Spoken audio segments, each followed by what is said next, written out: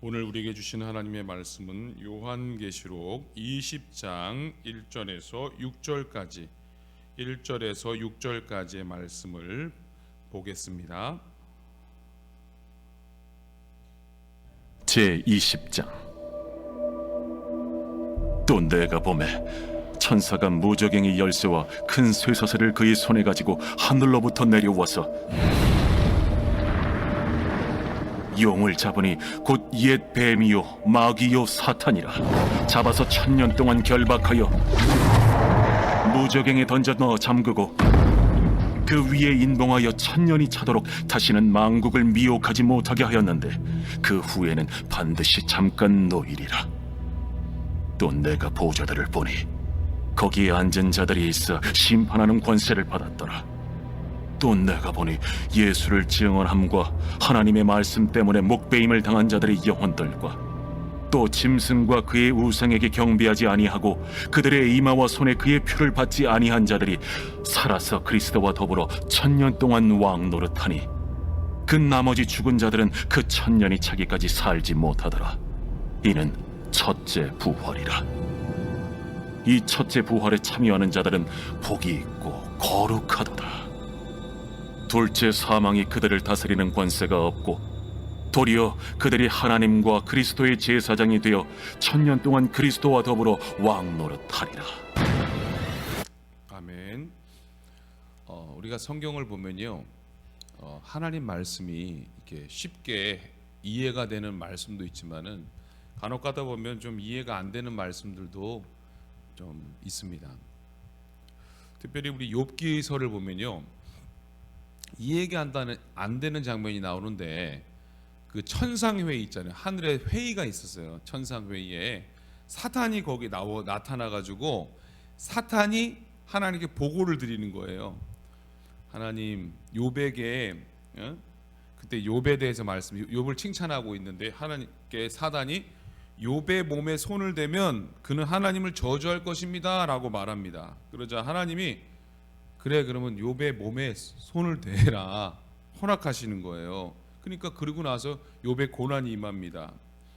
자, 물론 여러분, 사탄은요 전에는 타락한 천사였잖아요. 그러니까 천사였어요, 사탄이. 그런데 하나님의 벌을 받아서 이제 그 세상으로 보내졌잖아요. 그러고 나서 계속적으로 사단이 이렇게 마치 여기서는 계속 이렇게 보고를 드리는 것처럼 보여지는데 원래는 사단은 그 다음에는 보고를 안 드렸잖아요. 이 장면을 볼 때 우리가 그렇다고 알 수 있는 건 뭐냐면 사탄은 결과적으로 하나님께 허락받지 않고서는 어떤 것도 할 수 없는 존재라는 것입니다.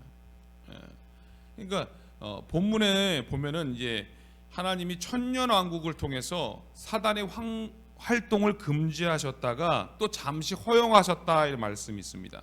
하나님은 모든 역사의 주관자가 되신다는 거예요. 우리는 성경을 있는 그대로 보고 그 부분에서 그걸 너무 억지로 해석할 것이 아니라 하나님은 그 모든 것을 초월하시는 분이라 그렇게 믿으셔야 될 줄 믿습니다. 1절에서 3절에 보니까 이제 옛뱀에 대해서 나오고 옛뱀, 옛날 뱀, 창세기에 나오는 옛뱀. 그리고 그게 뭐냐? 용이에요, 용. 그리고 용은 어떻게 용에 대해서 나오는데, 그러니까 하늘에서 벌어진 전투에서 미가엘 천사가 이제 이겼어요. 그래서 지금 그 옛뱀 사탄은 땅으로 쫓겨난 바 되었습니다. 이게 하늘에서 내려온 천사가 그 큰 쇠사슬로, 이제 오늘 1절 보면 나오죠. 큰 쇠사슬로 사단을 결박해 가지고 무정에게 가두고 봉인하는 거예요. 영화 같은 데 보면 막 그런 막 뿔 달린 것들 막 그렇게 봉인하는 그런 거 나오잖아요. 그것처럼 이 무적행은 앞서 이렇게 황충들, 그 짐승들이 나온 곳이에요. 그래서 이 사단이 결박된다는 것이죠. 이 사단이 결박되는 것은 천년 왕국의 해석과도 연관이 되는데, 이 무적행은 사단이 세상을 미혹하지 못하도록 한시적으로 가둬두는 그런 장소를 말하는 거예요. 그래서 성경에 실제적으로 이 무저갱은 임시적인 곳이에요. 성경에 보면. 그러나 최종적으로 사탄의 심판을 받을 그 장소는 뭐냐? 불과 유황못이다 이렇게 말하고 있어요. 우리가 잘 알듯이 사탄은요 옛뱀이. 이 아담을 유혹해가지고 하나님과 언약을 깨트리게 하고 타락하게 만든 속이는 그런 자입니다. 이 마귀, 사탄 이건 어원적으로 어떤 뜻이냐? 비방하는 자, 대적하는 자라는 뜻이에요. 그래서 이 사단의 역할은 늘 사람들이 진짜 하나님을 떠나게 하고 또 그런 방해하죠. 그리고 하나님께 고소하고 또 비방하는 그런 악한 일을 행하는 자입니다. 이 사단을 1000년 동안 결박하고 무저갱에 두었다가 그들에게 영원한 형벌이 예비되어 있다는 것입니다. 자, 예수님이 재림하시기까지는 마귀가 지금도 득세하고 또 마귀가 세상을 다 잡아먹을 것 같습니다. 그러나 예수님이 재림하시면 모든 악의 세력이 다 멸망하게 됨을 보여주는 것입니다. 자, 우리는요 이 말씀을 보면서 아유 무섭다, 이건 뭐 마귀 나오고 그렇게 생각하지 마시고, 우리가 고난을 받고 힘든 때도 있지만 결국에는 하나님께서 이 악한 세력을 다 멸망할 날이 오는구나, 이것을 우리가 꼭 기억해야 하는 것입니다. 자, 그러면서 4절에서 6절까지 말씀에 보면은 요한이 본 말씀을 보면 심판하는 권세를 받은 자들이 앉아있는 보좌들을 보았다라고 말하고 있어요. 여러분, 심판은 누가 하는 거예요? 하나님이 하는데 여기 보니까 심판하는 권세를 받은 자들이 있다 이렇게 말하고 있어요. 자, 어떤 자들일까요? 바로 복음을 전하다가 순교를 당한 자들, 또 짐승과 우상에게 경배하지 아니하고 이마나 손에 짐승의 표를 받지 아니하는 자들이라는 거예요. 그런 자들이 이제 한마디로 말하면 부활해서 예수님과 함께 1000년 동안 왕노릇한다 이렇게 말하고 있습니다. 또한 그 나머지 죽은 자들은 1000년이 차기까지 살지 못한다 이런 표현도 하고 있어요. 이건 뭘 말하냐? 앞에 있는 사람들은 아마 순교자들을 말하지만 이 1000년이 차기까지 살지 못하는 자들은 불신자를 말하는 것입니다. 즉 첫째 부활에 참여한 자들은 둘째 사망이 그들을 다스리지 못한다 이렇게 말씀하는 것이고, 또 나머지 죽은 자들은 둘째 사망의 다스림을 받은 자들이라는 것입니다. 뭐 어려운데 하여튼 첫째 부활에 참여하는 자는 예수님과 함께 왕노릇한다. 그리고 둘째 사망의 다스림을 받은 자들은 영원히 이 지옥에서 불못에 이렇게 거하게 된다는 것입니다. 여러분, 첫째 사망이 뭘까요? 첫째 사망은 우리가 지금 이제 이 땅에 살다가 이 세상을 떠나면 그게 첫째 사망이죠. 근데 둘째 사망은 바로 이 불신자들이 영원히 죽어서 불과 유황못에 던져지는 그 영원한 고통을 의미하는 것입니다. 그러니까 우리는 첫째 부활에 참여하는 자들이 되어야 되는 거예요. 그런 자들이 복이 되고 또 하나님과 또 예수님과 거룩한 제사장으로서 1000년 동안 왕노릇한다 이렇게 말하고 있어요. 얼마나 영광스러웁니다. 영광스러운 복입니까? 예수님과 영원토록, 1000년뿐만 아니라 영원토록 이렇게 함께하는 그런 영광을 누리게 된다고 말씀하고 있습니다. 자, 베드로전서 2장 9절에 보면 너희는 왕같은 제사장이요 거룩한 나라요 그의 소유가 된 백성이라고 하셨습니다. 여러분, 하나님은 우리에게 이렇게 예수님과 함께 누리는 영광을 말씀하고 있어요. 이 죄악으로 가득한 세상 속에서도 우리가 이 말씀을 붙들고 살아야 됩니다. 왕같은 제사장으로서 거룩한 삶을 살아가는 여러분들이 다 되시기를 주님의 이름으로 축복합니다. 마귀에게 굴복해가지고 그를 따르는 자들은요, 마귀와 같이 운명을 같이 하는 거예요. 그러나 우리가 마귀를 따라가지 않고 예수님과 따라가는 사람은 예수님과 운명을 같이 한다는 것입니다. 우리들이요, 비록 지금은 십자가를 지는 것 같고 또 힘들고 어렵지만 이 약속을 붙들고 우리 예수님과 왕노릇하는 그날이 있다. 그것이 우리 붙들고 잘 인내하시면서 고난을 잘 감당하시기를 주님의 축복합니다. 오늘 말씀이요, 참 어려운 말씀이에요. 이 상징을 잘 해석해야 됩니다. 바로 여러분들 요즘에 유튜브 같은 거 보면요, 종말에 관한 내용이 나오는데 이 천년 왕국에 대해서 이렇게 좀 헷갈리는데, 저도 봐도 헷갈려요. 근데 보면은 여러 가지 주장이 있어요. 이 천년 왕국은 상징이기 때문에, 즉 예수님이 십자가를 지셔가지고 모든 죄를 사해 주셨으므로 예수님이 십자가를 지시고 모든 죄를 사해 주신 이후에, 잘 들으셔야 돼요. 그러면 그렇기 때문에 이미 천년 왕국이 시작됐다. 이것이 뭐냐? 무천년설. 그러니까 천년 왕국이 없다. 무천년이에요. 예수님이 십자가를 지신 이후에 무천년이 됐다. 이렇게 주장하는 사람이 있어요. 그리고 또 전천년이 있고 후천년이 있어요. 자, 이런 거를 막 억지로 해석하면은 정말 헷갈리고요. 그래서 우리는요, 그런 것에 너무 매이지 말고 예수님과 어떻게 하면은 예수님을 의지하고 예수님과 동행하는 것이 중요한 것입니다. 자, 오늘 본문에 나오는 용의 결박, 이 사단의 결박과 이 첫 번째 부활이 주는 의미는 무엇입니까? 자, 용의 결박은 바로 사탄의 운명은 끝난다. 그리고 모든 유혹과 시험이 끝나는 날이 온다. 그리고 예수님이 다시 이 땅에 오실 때에 사탄은 불과 유황 불못에 완전히 멸망당한다. 그래서 우리는 마귀를 두려워하지 말고 오직 하나님을 두려워하며 하나님이 주신 사명을 잘 감당하는 우리 모두가 되어야 한다는 것입니다. 용이 하나님의 심판 속에 멸망을 당하게 되면 하나님의 교회는 어떻게 될까요? 교회는 어떻게 돼요? 승리하는 것입니다. 그래서 첫째 부활에 대해 말씀을 지금 드렸는데, 여기 보니까 이 순교자들이 첫째 부활에 나타나서 이 주님과 영광스러운 그 사역에 동참하는 거예요. 얼마나 기쁜 일입니까? 비록 그들이 고난을 당하고 순교했지만은 이렇게 영광이 있다는 것입니다. 우리도 그 영광을 기대하며 바라보며 기도해야 하는 것입니다. 더 주님을 바라봐야 됩니다. 근데 이제 사도 바울이 이런 표현을 했어요.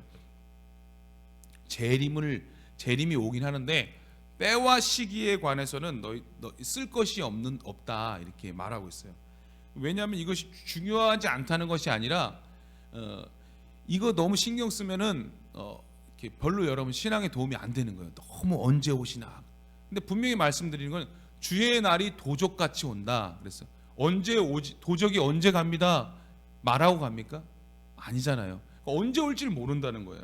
그러나 여러분, 이제 그 유튜브에 보면은 종말에 관한 그런 유튜브가 많이 나오잖아요. 거기 보면은 주님이 내년에 오신다 이렇게 말할 때도 있어요. 그러면 100% 뭐예요? 100% 이단이 이단. 언제 온다 이렇게 말하면 이단입니다. 재림에 대해서 환상을 봤다 이런 표현도 여러분 거기 현혹되면 안 돼요. 어떤 부분에서는 도움이 되는 이야기도 있는데 오히려 그런 종말이 불안을 주고 걱정을 갖게 하는 거예요. 예수님도 그랬어요. 나도 날짜를 모른다. 여러분 예수님 날짜 몰랐을까요? 아니죠. 여러분 아시지만 왜 예수님은 그때 모르나? 그때는 뭐 예수님은 아직 정해지지 않을 수도 있고 예수님은 그때는 모른다고 말해야겠지. 그렇게 했기 때문에 말할 수도 있어요. 그러나 예수님은 모르시는 분은 아니라는 거예요. 왜 그랬을까? 이 재림의 날짜를 너무 이렇게 우리가 깊이 알려는 것을 피하라는 것이죠. 다만 재림을 어떻게 준비해야 할까를 우리에게 말씀하고 계셔요. 저도 사실은 언제 재림이 오는지 막 궁금합니다. 그래서 성경을 연구하는데 재림의 날짜가 중요한 것이 아니라 마치 하늘의 기후를 보면서 오늘은 비가 오겠구나 하는 것처럼 그 징조를 통해서 재림의 때를 알고 기도하라고는 예수님 말씀하셨어요. 여러분 꼭 우리가 이 재림에 대해서 더 깨어 기도하는 여러분이 되시기를 주님의 이름으로 축복합니다. 아까 말씀드렸는데 이 전천년설은 어떤 것이냐? 전천년설. 그것은 천년왕국 전에 예수님이 재림한다는 것. 자, 이게 무슨 소리예요? 예수님 재림하신 후에 천년왕국이 시작된다는 것입니다. 즉 예수님이 재림하시면 천년왕국이 이 땅에 실현된다는 것입니다. 이 전천년설 이거예요. 자, 후천년설은 뭐냐? 아니다. 천년왕국이 있은 후에 예수님이 재림한다 이렇게 말하고 있어요. 즉 어떤 뜻이냐? 천년왕국이 먼저 온다는 거예요. 즉 교회들이 부흥해가지고요, 의의 평화 그리고 그런 아주 의로운 나라가 도래하고 그 후에 예수님이 재림한다는 설입니다. 자, 셋째, 무천년설은 아까 제가 말씀드렸는데 더 이상 천년왕국은 없다. 왜? 예수님이 이 땅에 오셔서 십자가를 지심으로 천년왕국이 시작됐다. 그런 표현입니다. 그런데 여러분들 이렇게 이거에 대해서 많은 해석들이 있는데요. 여러분 여기에 너무 우리가 이렇게 막 깊이 이렇게 막 매여 있을 필요는 없어요. 그래서 가장 우리가 이렇게 많은 사람들이 주장하는 게 뭐냐? 자, 여기서 보면은 전천년설을 대부분의 그런 신학자들은 주장하고 있습니다. 맞다는 거. 성경적으로 보면은 전천년설이 맞다 이렇게 주장하는데 다 이것도 이렇게 해석하기 나름입니다. 그래서 저는 여러분들에게 전천년설, 후천년설, 무천년설 처음 들으신 분 계실 거예요. 왜냐하면 헷갈리거든요. 그러나 이것을 우리가 무엇이 맞다, 무엇이 틀리다라기보다는 제가 아까도 분명히 말씀드린 것은 우리가 날마다 천년 왕국에 참여하는 자로, 즉 예수님과 함께 동행하는 자로 사는 것이 중요하다는 것입니다. 즉 우리는요 성경을 보면서 이 곳곳의 말씀들을 보는 거, 이것을 뭐냐? 나무를 본다 이렇게 생각하면 나무. 이 나무를 보면서 성경 공부를 합니다. 그런데 결국에는 나무를 보지만 좀 떨어져서 뭘 봐야 되냐? 숲을 봐야 된다는 것입니다. 더 큰 맥락에서 성경을 봐야 돼요. 이 숲 전체가 주는 이 자연 경관을 놓치는 경우를 보게 되는데요.